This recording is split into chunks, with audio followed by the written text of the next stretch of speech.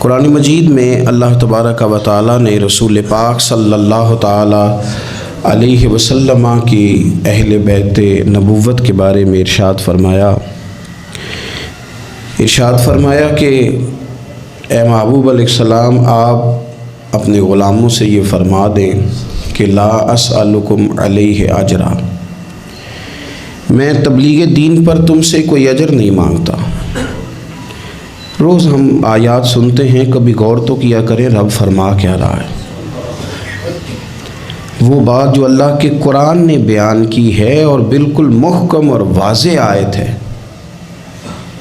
اس کو دیکھیں تو صحیح، اس میں کیا فرمایا جا رہا ہے۔ فرمایا قل لا اسألکم علیہ اجرا، اے محبوب علیہ السلام آپ ان سے فرما دیں کہ میں تبلیغ دین پر تم سے کوئی اجر نہیں مانگتا، الا المودۃ فی القربى، مگر میرے قریبیوں سے پیار کرتے رہنا، میرے قریبیوں سے، میرے اہل بیت سے، میرے گھر والوں سے، ان سے پیار کرنا۔ تمہارے دلوں میں ان کی عقیدت ہونی چاہیے۔ جب میری ازواج کے نام آئیں تمہاری نظریں جھکنی چاہیے۔ میری چاروں شہزادیوں کا جب معاملہ آئے تو تمہارے دلوں میں عقیدت بڑھنی چاہیے۔ حسنین کریمین سے جو تمہارا پیار ہو اس کی گواہی خود تمہارا دل تمہیں دے۔ وہ ہماری تقریروں میں نہیں صرف ہونا چاہیے، گفتگو میں نہیں ہونا چاہیے، لفظوں، جملوں، نعروں میں نہیں۔ ہمارا ضمیر ہمیں بتائے، ذرا اندر جھانک کے اپنے آپ سے پوچھیں، کیا واقعی امام حسن سے پیار ہے؟ کیا واقعی امام حسین سے پیار ہے؟ آج 3 رمضان سیدہ فاطمہ الزہرا رضی اللہ تعالیٰ عنہ کا یوم وصال ہے۔ آؤ نا سنگیو، پوچھیں اپنے آپ سے کہ اس عزت والے رسول کی وہ عزت والی بیٹی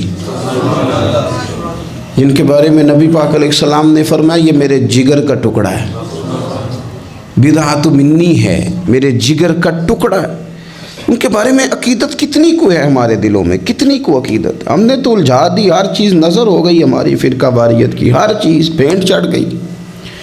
کسی نے رج کے نام لے لیا صحابہ کرام کا، حضور کے صحابہ کا، حضرت ابوبکر، عمر، عثمان کا، کسی نے ذکر کر دیا حضرت امیر معاویہ کا، تو لوگ پریشان ہو گئے، پتہ کرو یہ خارجی تو نہیں ہو گیا۔ تھرمامیٹر لے کے گھومنے لگے، لوگوں کا ایمان چیک کرنے لگے۔ اور اگر کسی نے رج کے ذکر کیا سیدہ فاطمہ کا، حسنین کریمین کا، تو پریشان ہو گئے، معلوم کرو رافضی تو نہیں ہو گیا۔ امام شافعی سے کسی نے کہا بڑا ذکر کرتے ہیں حضور کی اولاد کا، رافضی تو نہیں ہو گئے؟ آپ فرمانے لگے اگر حضور کی اولاد سے پیار کرنے والے کو رافضی کہتے ہو تو مجھے کہو، میں رافضی کہلانے کو تیار ہوں۔ کہو نا جے کر یار دے نام دا ملے میں نہ انہوں چولی پا لئیے پنجے سٹیے نا کرو تم نے، اگر تو یہ چھوڑ دیں کہ کوئی کیا کہے گا۔ آپ یہ بتائیں کہ دل کیا کہتا ہے۔ خوب پیار کریں عزت والے رسول کی عزت والی بیٹی۔ حضور کی 4 بیٹیاں، سیدہ فاطمہ سب سے چھوٹی ہیں۔ ایک تو چھوٹی تھی اس لیے بڑی پیاری تھی، دوسرا وقت زیادہ گزارا، بڑی صاحبزادیاں شادی پہلے ہو گئی، اپنے گھروں کو رخصت ہو گئی، تیسرا حضور نے نکاح کر کے انہیں رکھ بھی اپنے پاس ہی لیا، اور چوتھا حضور کی نسل بھی سیدہ فاطمہ سے چلی۔ حضرت فاطمہ الزہرا کے ساتھ حضور کا خاص پیار، دوستو خاص دلچسپیاں، خاص محبتیں۔ بیٹیاں ویسے ہی پیاری ہوتی ہیں، بیٹیاں ویسے ہی وفادار ہوتی ہیں، بیٹیاں گھر کے لیے دعائیں ویسے ہی زیادہ مانگتی ہیں۔ بیٹے ویسے 2-3 باتیں ابا کے خلاف سن لیتے ہیں اپنی بیوی سے، اپنی بیگم کے ساتھ بیٹھ کے نا، لمبی نہیں 2-4 باتیں کر لیتے ہیں اپنی اماں کے خلاف، سن لیتے ہیں۔ او پائی تیاں نہیں یہ سنتی ہیں، یہ نہیں سنتی، یہ کہتی ہیں تو ساری باتیں کر، میرے ابے کے بارے میں نہ کرنا۔ یہ سنتی نہیں، سوال ہی نہیں پیدا ہوتا، کیا بتائیں ان کا۔ یہ کہتے ہیں ساری باتیں کر، میرے بھائی کے بارے میں بات۔ یہ بیٹی ہے نا، اس کا ایک نظام ہے۔ آپ غور کریں نا، یہ بیٹیاں شہزادیاں، ان کا رنگ ڈھنگ رسول پاک صلی اللہ علیہ وسلم نے نا خاص پیار کیا شہزادی کے ساتھ۔ ایک تو وہ جو بیٹیاں دفن کر آتے تھے ان کو بتایا کہ بیٹی کا رنگ کیا ہوتا ہے، انداز کیا ہوتا ہے، اور ایک ہمیں بتایا۔ میں کس طرح یہ بات کروں کہ کھربوں اربوں کروڑوں لاکھوں رکھنے والا باپ بھی بیٹی کو حصہ نہیں دیتا، کہانیاں سناتا ہے، اس کی شادی کر دی تھی، فلانا کر دیا تھا، جس کا 2.5 مرلے کا مکان ہے اس کی بیٹی کا بھی حصہ ہے، اور جو اربوں کا مالک ہے اس کی بیٹی کا بھی حصہ ہے۔ جب اللہ رسول نے رکھا ہے تو کیوں نہیں دیتا؟ یہ نمازیں، عبادتیں، ریاضتیں، تلاوتیں ساری اپنی جگہ، لیکن یہ ظلم کر کے اگر تو جائے گا تو تجھے کھڑا کیا جائے گا حساب کے لیے، یہ جواب دینا ہے سوالوں کا، ان کا حصہ ہے وہ دینا پڑے گا۔ حضور کا کیا طریقہ تھا؟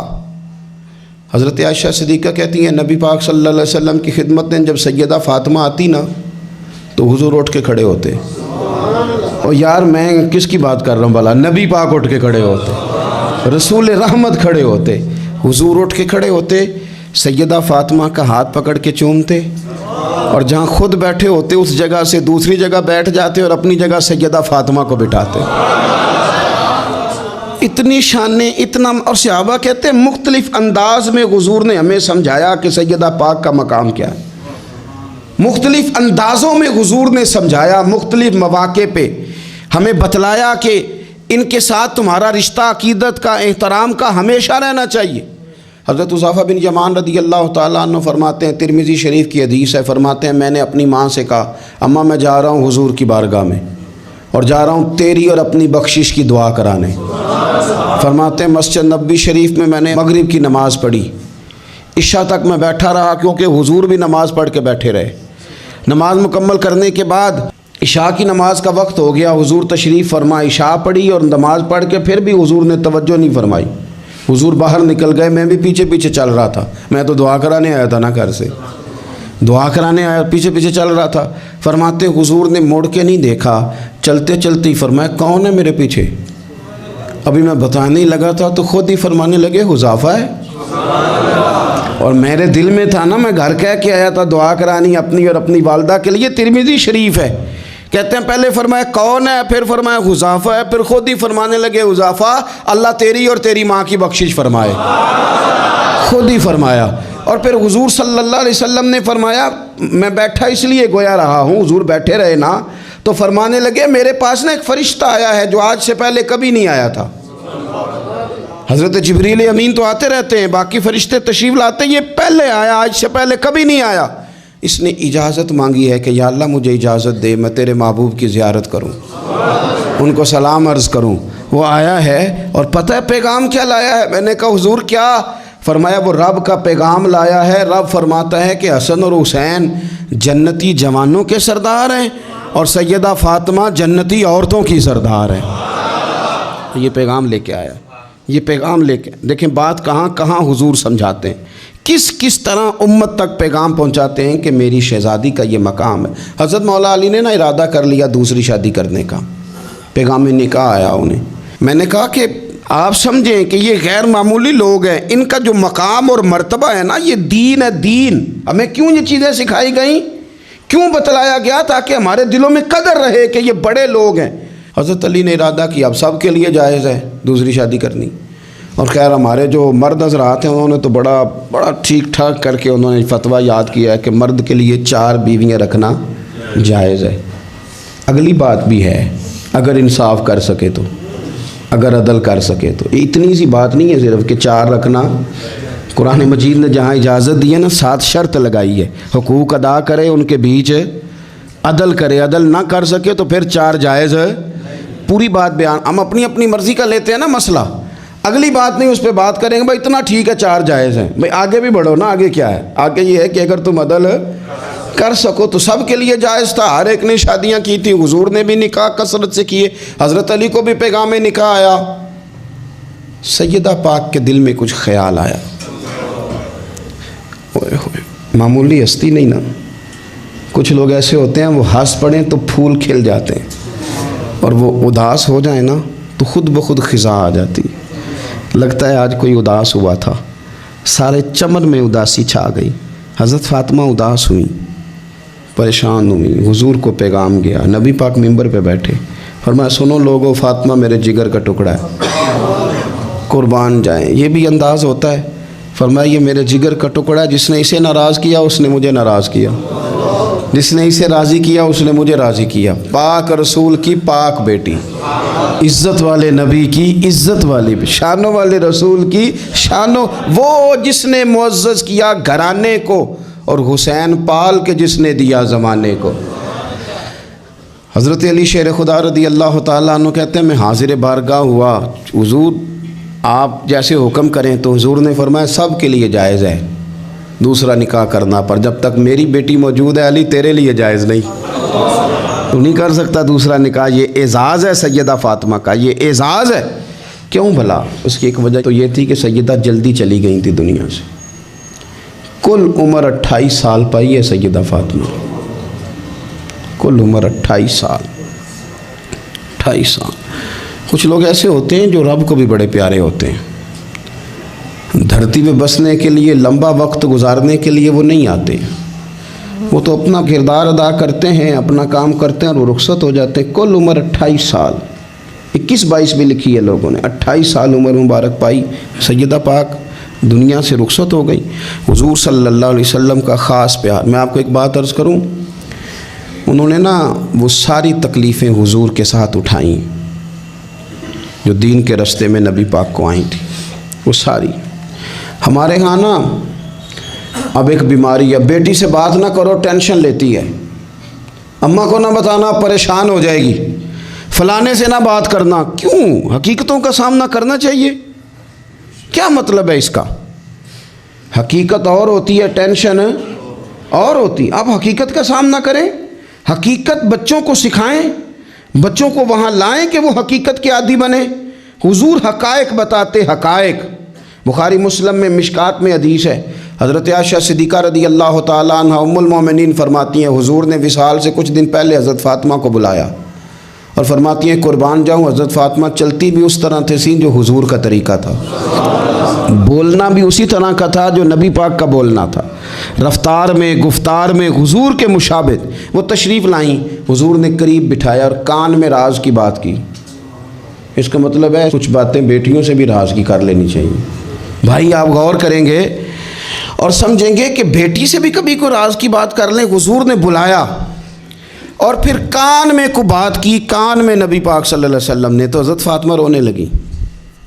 پھر حضور نے کان میں کو بات کی تو مسکرانے لگی۔ حضور تشریف لے گئے، سیدہ عائشہ صدیقہ رضی اللہ تعالیٰ عنہ فرماتی ہیں میں نے حضرت فاطمہ الزہرا سے کہا کہ فاطمہ کیا کہا حضور نے؟ تو فرمانے لگی میرا اور میرے نبی پاک کا راز ہے، آپ کو میں کیوں بتاؤں؟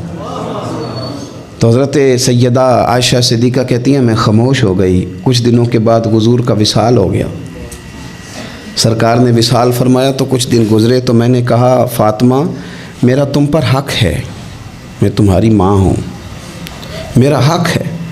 اس حق کی وجہ سے میں کہتی ہوں مجھے وہ بتا دو وہ کیا بات تھی کہ پہلے تم روئی پھر تم ہنسی؟ تو میں نے کہا حقیقتوں سے آگاہ کریں۔ نبی پاک صلی اللہ علیہ وسلم کی شہزادی فرمانے لگی اماں جی حضور نے میرے کان میں کہا تھا کہ فاطمہ ہر رمضان میں جبریل امین ایک قرآن پاک مجھے سناتے تھے، ایک میں انہیں سناتا تھا، اس سال جبریل نے 2 سنائے ہیں۔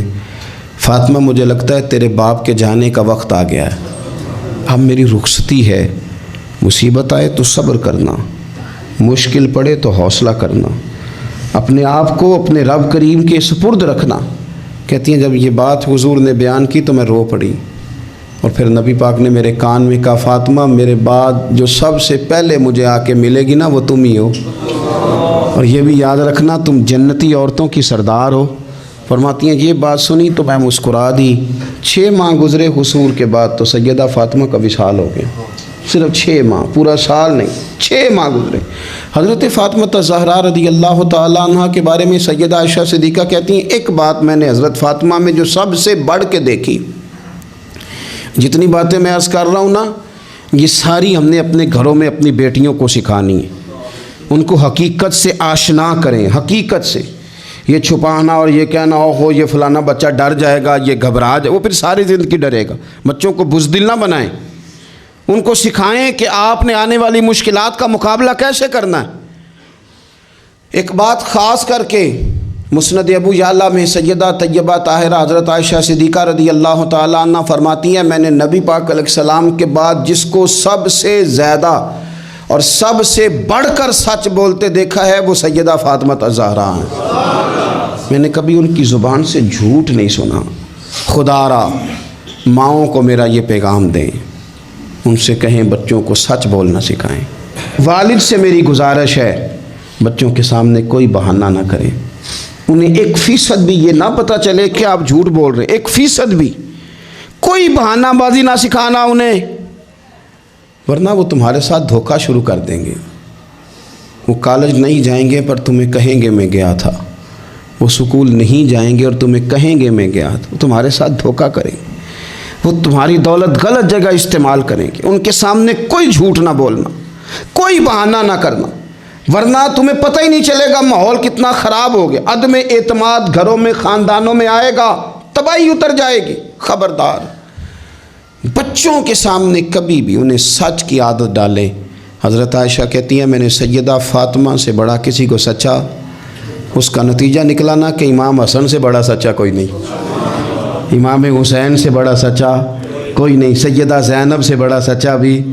پھر سچ آگے منتقل ہوا۔ ایک حدیث برسبیل تذکرہ ابو داؤد شریف میں موجود ہے، حضرت عبداللہ ابن عامر رضی اللہ تعالیٰ عنہ فرماتے ہیں میں چھوٹا سا تھا، نبی پاک صلی اللہ علیہ وسلم ہمارے گھر تشریف لائے تو میری ماں نے مجھے کہا، چھوٹا سا تھا، مائیں کہتی ہے نا بیٹے یہ دیکھو میں چیز دیتی ہوں ادھر آؤ، حالانکہ کئی دفعہ مٹھی خالی ہوتی، تو میری اماں نے مجھے کہا بیٹے ادھر آؤ میں کچھ چیز دیتی ہوں۔ کہتے ہیں جب میری ماں نے یہ کہا تو حضور فرمانے لگے کچھ دینے لگی ہو؟ کہنے لگی ہاں یا رسول اللہ میرے پاس کھجوریں ہیں۔ چھوٹے بچے کے ساتھ ماں بات کر رہی ہے تو حضور فرمانے لگے اگر تمہارے ہاتھ میں کھجوریں ہیں تو پھر تو ٹھیک ہے، اور اگر نہ ہوتی تو تمہارے ذمے ایک جھوٹ لکھ دیا جاتا۔ یہ نہیں تم کہہ سکتے وہ تو بچہ ہی تھا، بچے سے کنایا توریہ بعضوں کا جائز رکھا ہے، کر دیتے ہیں، ہو جاتا ہے، یہاں تک تو ٹھیک ہے، لیکن اس کے ساتھ جھوٹ بول دینا کہ میں فلاں چیز میرے پاس ہے دینے لگا ہوں، یہ درست نہیں ہے۔ بھائی خدا را سچ کا مزاج اگر گھروں میں آئے نا، سچ کا مزاج، تو پھر بیٹے عبد القادر جیلانی غوث پاک جیسے بنا کرتے ہیں۔ اگر مزاج سچ والا آئے تو وہ طالب علم بن کے بھی کبھی جائیں تو کئی چوروں کی توبہ کرا کے مدرسے داخل ہوا کرتے ہیں۔ شرط یہ ہے کہ سچ کا مزاج اپنے گھر میں۔ دوسری بات یہ کہ حضرت فاطمہ الزہرا نے نا فطرتی زندگی جی کے ہمیں دکھائی۔ وہ گھر کے اندر جھاڑو دیتی تھیں، آٹا گوندتی تھیں، روٹیاں پکاتی تھیں، چکی پیستی تھیں، سنو میں کیا کہہ رہا ہوں، لیپا پوتی کرتی تھیں، بچوں کی سارے کام اپنے ہاتھوں سے کرتی تھیں، شوہر کی خدمت کرتی تھیں، اور پھر ساری رات مصلے پہ بھی بیٹھتی تھیں۔ سارے کام سیدہ فاطمہ، حضرت اسماء بنت ابی بکر صدیق، حضرت صدیق اکبر کی بیٹی ہیں، امیر باپ کی بیٹی ہیں، لیکن حضرت زبیر بن عوام حضور کی پھوپھی کے بیٹے کے ساتھ نکاح ہوا تو کہتی ہیں ان کے گھر میں کوئی خادم نہیں تھا، میں سارے کام کرتی تھی، میں ان کے گھر کے کام بھی کرتی تھی، میں کنویں سے پانی بھر کے بھی لاتی تھی۔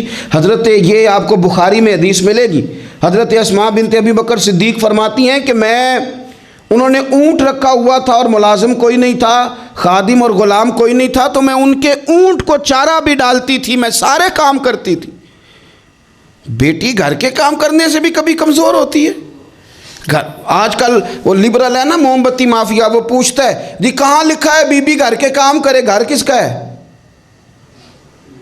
ویسے تو وہ کہہ رہی ہے میں کسی کی مداخلت بھی پسند نہیں کرتی، میرے گھر میں آ کے نند بات نہ کرے، تب تو وہ کہہ رہی ہے کہ میرے گھر میں مداخلت بھی کوئی نہ کرے، اور جب کام کرنے کی باری آئی ہے تو کہتے ہیں کس حدیث میں لکھا ہے؟ بالکل نہیں کسی حدیث میں لکھا، اس میں کوئی شک نہیں، لیکن یہ ضرور لکھا ہے کہ مدینے والے کی صاحبزادی اپنے گھر کے کام کرتی تھی۔ یہ ضرور لکھا ہے کہ صدیق اکبر کی وہ صاحبزادی کہ جن کو نبی پاک صلی اللہ علیہ وسلم کی غار ثور میں روٹی پہنچانے کا شرف حاصل ہے، وہ گھر کے سارے کام کرتی تھی، اپنے خامن کے جانوروں کی بھی خدمت کرتی تھی، یہ ضرور لکھا ہے۔ یہ سیرت اپنائیں۔ پھر حضرت فاطمہ رضی اللہ تعالیٰ عنہ نے نا 3 سال قید بھی کاٹی ہے شیب ابی طالب میں حضور کے ساتھ، پتے کھا کے بھی گزارا کیا۔ احد میں جنگ عروج پہ تھی تو حضور ساتھ لے کے گئے تھے حضرت فاطمہ کو، سیدہ مشکیزے میں پانی بھر بھر کے زخمیوں کو پلاتی تھی، دعائیں دیتی تھی۔ بڑا عجیب منظر ہوا۔ مولا مرتضیٰ شیر خدا کرم اللہ تعالی وجہہ الکریم ارشاد فرماتے ہیں کہ عجیب ہم نے منظر دیکھا کہ حضور کا وجود لہو لہان ہو گیا، تو میں نے دیکھا کہ سیدہ فاطمہ دوڑتی آ رہی، مجھے لگا کہ یہ کمزور ہوں گی، لیکن حضرت فاطمہ نے کیا کیا، میں پانی بہاتا تھا اور سیدہ حضور کے زخم دھوتی تھی، زخم دھوتی تھیں۔ پھر اس دور میں طریقہ تھا کہ کوئی کپڑا گرم کر کے زخم کے اندر جلا کے دیا جاتا تھا۔ کہتے ہیں یہ بڑا مشکل کام تھا، پر میں نے سیدہ فاطمہ کا حوصلہ دیکھا، وہ جو حضور نے انہیں دیا تھا، جو نبی پاک نے تربیت کی تھی، انہوں نے خود کپڑا جلایا اور حضور کے زخم میں جب وہ دے رہی تھیں تو حضور تھوڑی تکلیف محسوس کرنے لگے تو ان کی آنکھوں میں آنسو آئے۔ انہوں نے وہ ساری آزمائشیں، وہ سارے رنگ، وہ سارا کچھ حضور کے ساتھ دیکھا، غربتیں بھی حضور کے ساتھ کاٹیں۔ میں کیسے کہوں کہ آج کل ہمارا لاڈ صرف اتنا ہے کہ جی جو بچے مانگتے ہیں میں لا کے دیتا ہوں۔ یہ کوئی کمال ہے؟ یہ کوئی کمال ہے؟ یہ تو آپ نے الجھا دیا انہیں، آپ نے ان کو بگاڑنے میں اور محنت سے انہیں دور کرنے کے لیے آپ نے ظلم کیا ان کے ساتھ۔ جو مانگتے ہیں لا کے، یہ کوئی کام ہے کرنے والا؟ کرنے والا کام تو یہ تھا کہ بچوں کو کچھ نہ ملے تو انہیں صبر کرنا بھی آئے، انہیں کچھ نہ ملے تو انہیں اپنی زبان شکوے سے روکنی بھی آئے۔ حوصلہ اگر آپ دیکھیں نا، حضور فرماتے ہیں کسی باپ کا اپنی اولاد کے لیے سب سے اچھا تحفہ پتہ کیا ہے؟ یا رسول اللہ کیا ہے؟ فرمایا جس نے اپنی اولاد کو سب سے اچھا ادب سکھا دیا اس نے سب سے اچھا تحفہ دے دیا ہے۔ ان کو آداب زندگی سے آگاہ کریں، اچھا تحفہ ہو گیا ان کے لیے۔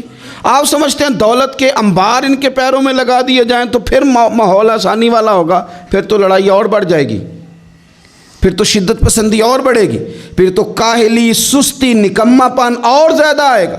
رسول کائنات صلی اللہ تعالیٰ علیہ وسلم نے صبر کرنا سکھایا۔ کئی دنوں کی بھوک تھی نبی پاک صلی اللہ علیہ وسلم کی، 3 دن بیت گئے تھے۔ تو حضور صلی اللہ علیہ وسلم کے ساتھ کچھ صحابہ بھی تھے۔ حضور حضرت ابو ایوب انصاری کے ہاں گئے، پہلے میزبان نبی پاک۔ انہوں نے دیکھا کہ چہرہ نور پہ نکاہت ہے تو جلدی سے ایک بکری ذبح کی۔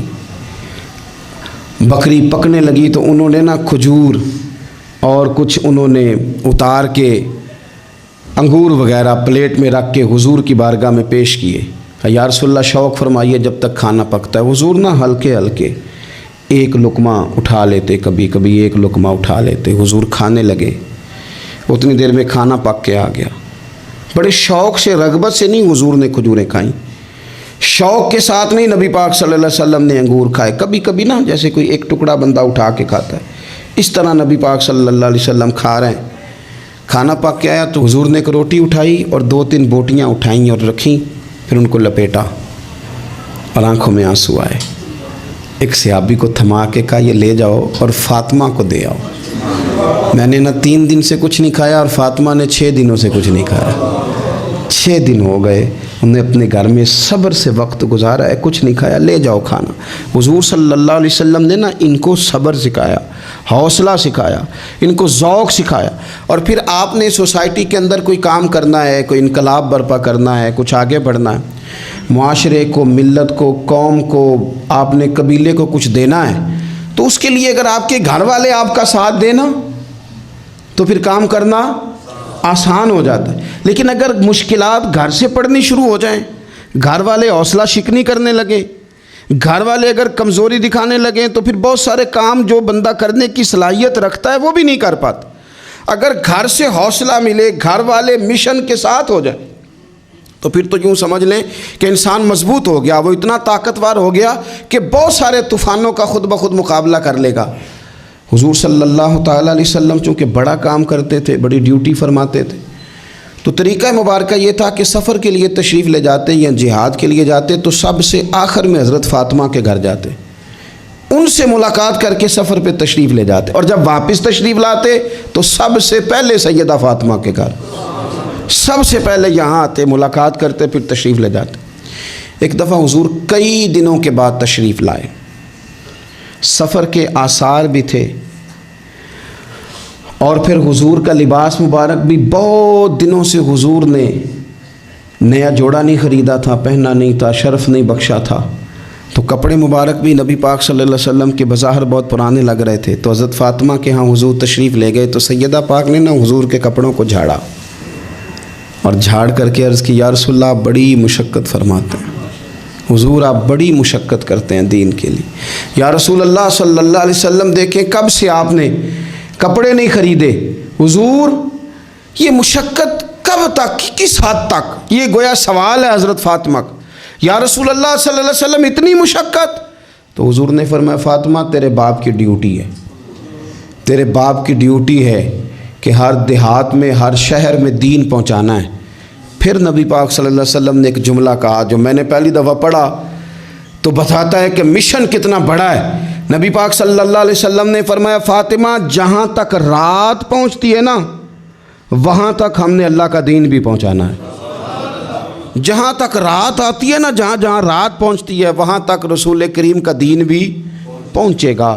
حضور صلی اللہ تعالیٰ علیہ وسلم نے یہ انداز حضرت فاطمہ کو سکھایا کہ جہاں جہاں رات پہنچتی وہاں وہاں دین بھی پہنچے گا، وہاں وہاں یہ دین پہنچ کر کے رہے گا۔ اب آپ اندازہ فرمائیے اتنا بڑا مشن تھا، اور اس میں سیدہ فاطمہ الزہرا رضی اللہ تعالیٰ عنہ ساتھ حضور کے وقت گزارتی ہیں، ساتھ رہتی۔ بہت زیادہ آسودگی والی زندگی نہیں، لیکن اس کے باوجود بہت زیادہ پردے کا اہتمام۔ با پردہ عورت کون ہوتی ہے؟ جو برقع پہنے اور سارا گھوم کے واپس آ جائے۔ برقع اس نے پہنا، نقاب اس نے کر لیا، اب جہاں دل کرے جائے، نہیں۔ یہ بھی با پردہ ہے، اس پر بھی کوئی الزام نہیں، لیکن جو اصل با پردہ عورت ہے وہ کون ہے؟ جو گھر سے صرف ضرورت کے لیے نکلے، صرف مجبوری کے لیے گھر سے باہر جائے، ورنہ اپنے گھر سے، وہ عورت با پردہ ہے۔ ایک دن نبی پاک صلی اللہ تعالیٰ علیہ وسلم نے صحابہ سے پوچھا نا، بتاؤ مجھے دنیا میں سب سے بہترین عورت کون ہوتی ہے؟ لوگوں کا اپنا اپنا رویہ ہوتا ہے۔ کچھ کا خیال تھا کہ جو قرآن پاک کی حافظہ ہو، کچھ کا خیال تھا عالمہ فاضلہ ہو، کچھ کا خیال تھا کہ بچوں کی تربیت ٹھیک کرنے والی ہو، دین جس نے بچوں کو سکھایا وہ بہتر ہے۔ سب اپنے اپنے انداز میں بات کرتے ہیں، لیکن حضور نے فرمایا تم نے میری مراد کو پہنچے۔ حضرت مولا علی شیر خدا فرماتے میں پیچھے بیٹھا تھا، ذرا میں نے گردن جھکائی اور چھپ کے، نہ ویسے بھی قد مبارک بظاہر تھوڑا چھوٹا تھا حضرت علی کا، کہتے میں نکل گیا، حضرت فاطمہ کا حجرہ ساتھ ہی تھا، جا کے میں نے کہا فاطمہ حضور نے سوال پوچھا ہے، اب میں کس طرح یہ بات کروں کہ مولا علی شیر خدا کا علم۔ حضور نے فرمایا کہ میں علم کا شہر ہوں تو علی دروازے ہیں، تو اگر حضرت علی بھی کسی سے مسئلہ پوچھنے جائیں تو پھر بتاؤ نا کہ سیدہ فاطمہ کا علم کتنا شاندار ہوگا، ان کے علم کا کیا مرتبہ اور مقام ہے کہ حضرت فاطمہ سے پوچھا جا کے، کہا فاطمہ آج نہ حضور نے سوال پوچھا ہے تو سب صحابہ محو حیرت ہیں۔ حضور نے پوچھا بہترین عورت کون ہوتی ہے؟ تو کسی نے کچھ بتایا، کسی نے کچھ بتایا، بات بن نہیں رہی، آپ ذرا جلدی سے بتائیں۔ تو حضرت فاطمہ کہنے لگی علی بہترین عورت پتہ کون ہوتی ہے؟ یہ آپ نے غور کرنا لفظوں پہ، کہا بہترین عورت وہ ہوتی ہے جسے نہ کبھی غیر مرد نے دیکھا ہو اور نہ کبھی اس نے غیر مرد دیکھا ہو، وہ سب سے بہترین عورت ہے۔ آپ میری بات پہ غور کریں، بس یہ حد ہے، یہ سیدہ فاطمہ کا پیغام ہے، یہ آج کے جمعے کا میسیج ہے۔ فرمایا نہ اس نے غیر مرد دیکھا ہو اور نہ غیر مرد نے اسے دیکھا، بہترین عورت ہے۔ حضرت سیدنا علی المرتضیٰ کہتے ہیں میں چپ کے سے آ کے پھر صفوں میں بیٹھ گیا، بات ابھی جاری تھی، صحابہ بات کر رہے تھے، میں نے ہاتھ کھڑا کیا، میں نے کہا حضور بتاؤں؟ فرمایا بتاؤ۔ میں نے کہا یا رسول اللہ بہترین عورت وہ ہوتی ہے نہ اس نے غیر مرد دیکھا ہو اور نہ غیر مرد نے کبھی اسے دیکھا ہو۔ حضور نے میری بات سنی تو مسکرا کے فرمایا فاطمہ میرے جگر کا ٹکڑا ہے۔ کہا فاطمہ میرے جگر کا ٹکڑا ہے۔